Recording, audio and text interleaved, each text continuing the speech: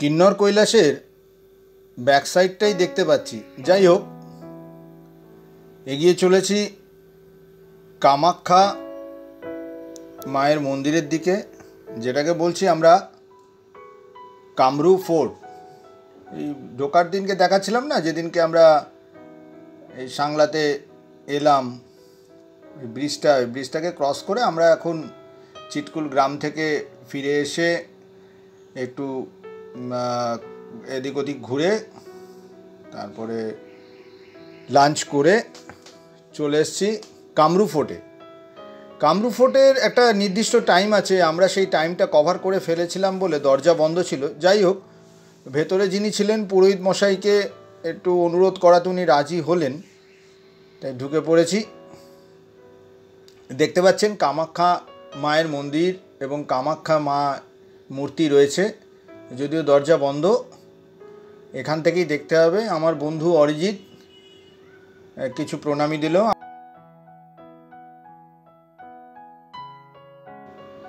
আর আমার বন্ধুর পুত্র চলে এসছে আমাদের সঙ্গে, অরিনও দাঁড়িয়ে প্রণাম করছে। হ্যাঁ, অরিন খুব সুন্দরভাবে প্রণাম করলো।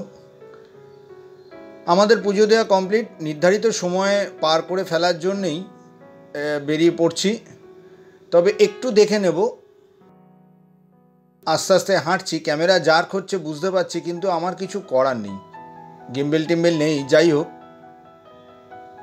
এইবারে দেখতে পাবেন, বা আমিও দেখতে পাচ্ছি যে সামনে ক্যামেরার মধ্যে দিয়ে দেখতে পাচ্ছি সেই ব্যাক সাইডে, যেটাকে বলছিলাম না যে কিন্নর কৈলাসের পেছন দিকটায় আমরা রয়েছি। কামরু ফোর্টে এলে এই জায়গাটা দেখতে পাবেন। আর সামনে দেখা যাচ্ছে ওই দূরে সেই পাহাড়ের ওপর বরফ। কি সুন্দর নৈসর্গিক দৃশ্য! অদ্ভুতভাবে আমরা এই মায়ের মন্দিরে পৌঁছে গেলাম এবং ভালো লাগছে, অদ্ভুত সুন্দর। একটা রাউন্ড ট্রিপ করে নিলাম, রাউন্ড আপ করে নেওয়াতে আপনারাও দেখতে পেলেন। যাই হোক, এই মন্দির নাকি, পুরোহিতের সাথে কথা বলছিলাম, তিনি বলছেন 1000 বছরের পুরনো এই মন্দির। আর বললেন যে 124 জন রাজা, প্রথমে আমি শুনেছিলাম 122 জন, তারপর উনি সংশোধন করে বললেন 124 জন রাজা রাজত্ব করেছেন এখনো পর্যন্ত, টিল নাও। তো একটা খুব গুরুত্বপূর্ণ অধ্যায়।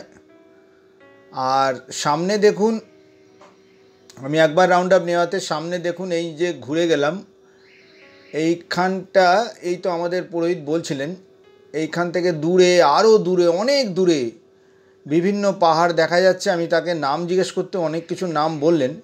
যাই হোক, দেখতে পাচ্ছি যে ওপরে দেখা যাচ্ছে